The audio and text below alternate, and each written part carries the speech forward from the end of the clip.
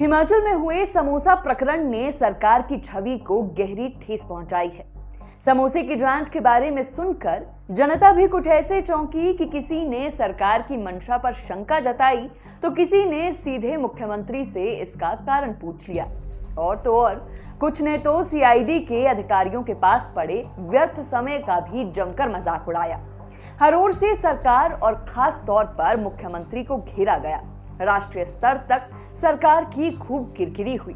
लेकिन कमाल की बात तो यह है कि सरकार का कोई एक भी मंत्री मुख्यमंत्री या सरकार का बचाव करता हुआ नहीं दिखाई दिया। आमतौर पर जब भी कोई अन्य मंत्री इस तरह की किसी कंट्रोवर्सी में उलझता है तो अक्सर मुख्यमंत्री की तरफ से मामला सुलझाने की कोशिश दिखती है। मगर समोसा प्रकरण को लेकर प्रदेश कांग्रेस के किसी भी नेता की तरफ से कोई बड़ा डिफेंसिव बयान नहीं आया और मुख्यमंत्री अकेले दिखाई दिए। सिर्फ मुख्यमंत्री के मीडिया सलाहकार नरेश चौहान और कैबिनेट रैंक आरएस बाली ने इस प्रकरण पर प्रतिक्रिया दी थी। और आज मुख्यमंत्री को अकेले पड़ता देख उनके करीबी सीपीएस संजय अवस्थी ने इस मसले पर मुख्यमंत्री का बचाव किया।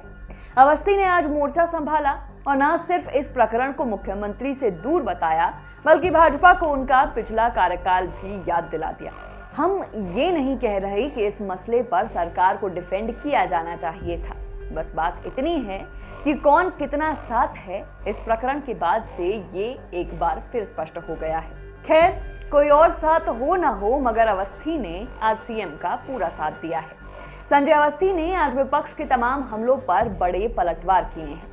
उन्होंने कहा कि विपक्ष के पास सरकार को घेरने के लिए एक भी मुद्दा नहीं है। 2 सालों में सरकार के किसी भी नेता पर भ्रष्टाचार का एक भी आरोप नहीं है। इसीलिए विपक्ष सीएम का नाम एक ऐसे प्रकरण से जोड़ रहा है जिससे सीएम का कोई लेना देना नहीं है। उन्होंने कहा कि विभाग से जुड़े मसलों पर विभाग के अधिकारियों से बात की जानी चाहिए, न कि सीएम से। सीएम का इस प्रकरण से कोई लेना देना नहीं था। इस मामले में बेवजह सीएम का नाम जोड़कर भाजपा ने प्रदेश को शर्मसार किया है। संजय अवस्थी ने भाजपा पर निशाना साधते हुए ये भी कहा कि जिनके खुद के घर शीशे के होते हैं उन्हें दूसरों के घर पर पत्थर नहीं मारने चाहिए। जरा आप भी सुनिए कि आज क्या क्या बोल गए संजय अवस्थी। जांच, आप किस जांच की बात कर रहे हैं? मुख्यमंत्री को एक ऐसे प्रकरण में उनका नाम जोड़ा जा रहा है जिसमें उनकी कोई भी हिस्सेदारी नहीं है, उनका कोई लेना देना नहीं है। कोई भी घटना विभाग में होती है तो विभागीय कार्यवाही होती है और वो विभाग की जवाबदेही रहती है। माननीय मुख्यमंत्री की लोकप्रियता को देखते हुए आज आप एक स्थायी सरकार को अस्थिर करने का प्रयास कर रहे हैं, भ्रमित कर रहे हैं प्रदेश की जनता को। और ये पहला प्रयास नहीं है। मैं विपक्ष के नेता को भी ये बोलना चाहूंगा कि आप वो दिन याद करें जब विधानसभा में आपके द्वारा टिप्पणी दी गई थी कर्मचारियों को लेकर।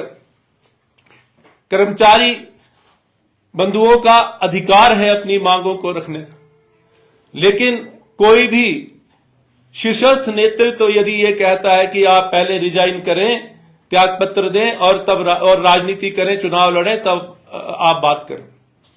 इस तरह की बातों को आज भी प्रदेश की जनता नहीं भूली है।